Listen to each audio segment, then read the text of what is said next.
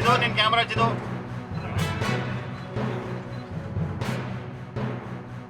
So ಭಿನ್ನಾಭಿಪ್ರಾಯ ಬಂದು ಕೊನೆಗೆ ಈಗ ನನ್ನ ಅಂತ್ಯಕಾಲ. ನನಗೆ ಈ ದೇಶದಲ್ಲಿ ನಾವೆಲ್ಲ ಈ ದೇಶದ ಇತಿಹಾಸಕ್ಕೆ ನಾವೆಲ್ಲ ದುಡ್ದಂಥವ್ರು. ರಾಜಕೀಯದಲ್ಲಿ ಡಿಫರೆನ್ಸ್ ಬರ್ತದೆ. ಆದರೆ ನನ್ನ ಕೊನೆ ಹಂತದಲ್ಲಿ ಆಗ ಬಾಬು ಜಗಜೀವನ್ ರಾಮ್ ಹೆಸರಿನಲ್ಲಿ ಕಾಂಗ್ರೆಸ್ ಮಾಡಿಕೊಂಡಿದ್ದೆ, ವಿಜಯ್ ಕಾಂಗ್ರೆಸ್ ಮಾಡಿಕೊಂಡಿದ್ದೆ. ಅವ್ರು ಹೇಳಿದ್ರು ನಾನು ಮತ್ತೆ ಈ ಮೇನ್ ಸ್ಟ್ರೀಮ್ಗೆ ನಾನು ಬರಬೇಕು. ನಾನು ಯಾವ ಅಧಿಕಾರ ಕೇಳೋಕ್ಕೆ ನಾನು ಬರಲಿಲ್ಲ. ಆದರೆ ನಾನು ಬಂದಿರೋದು ಇವತ್ತು ನನಗೆ ಟೈಮ್ ಕೇಳಿದ್ರು ಸಿಕ್ಕಿರಲಿಲ್ಲ. ಅಟ್ಲೀಸ್ಟ್ ಇವತ್ತಾರು ನೀನು ಬಂದು ಭೇಟಿ ಮಾಡಿ ನಾನು ಸಾಯಕ್ಕಿಂತ ಮುಂಚಿತವಾಗಿ ನಾನು ಕಾಂಗ್ರೆಸ್ಸಿಗೆ ನಾನು ಸಾಯಬೇಕು ಅನ್ನೋ ದೃಷ್ಟಿಯಿಂದ ನಾನು ಬಂದು ನಿಮ್ಮನ್ನು ಭೇಟಿ ಮಾಡೋಕ್ಕೆ ಬಂದಿದ್ದೀನಿ ಅಂತ ಹೇಳಿದ್ರು ಅಂಥೇಳಿ ರಾಜೀವ್ ಗಾಂಧಿಯವರು ನಮಗೆಲ್ಲ ತಿಳಿಸಿದ್ರು.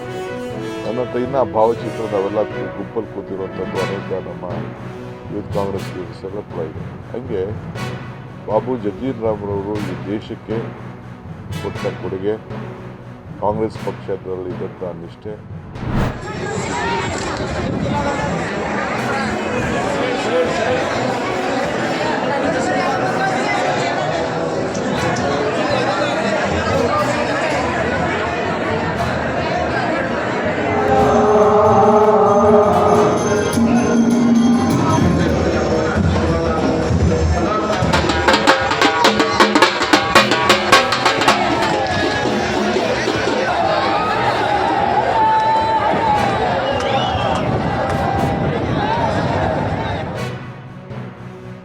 ಭಾವಚಿತ್ರ ಮೆರವಣಿಗೆ ನಾಡಿನ ಸಕಲ ಸದ್ಭಕ್ತರು ತನು ಮನ ಧನದಿಂದ ಸೇವೆಯನ್ನು ಮಾಡಿ ಗುರು ಕೃಪೆಗೆ ಪಾತ್ರರಾಗಿದ್ದಾರೆ.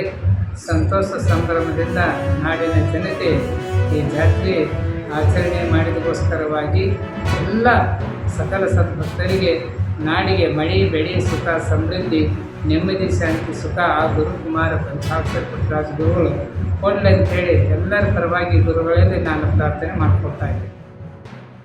ಕಲಿಬೇಕಂತ ಆಸೆ ಇತ್ತು. ಸೊ ಅವರು ನನ್ನ ತಂದೆ ಇದ್ದಿದ್ರು.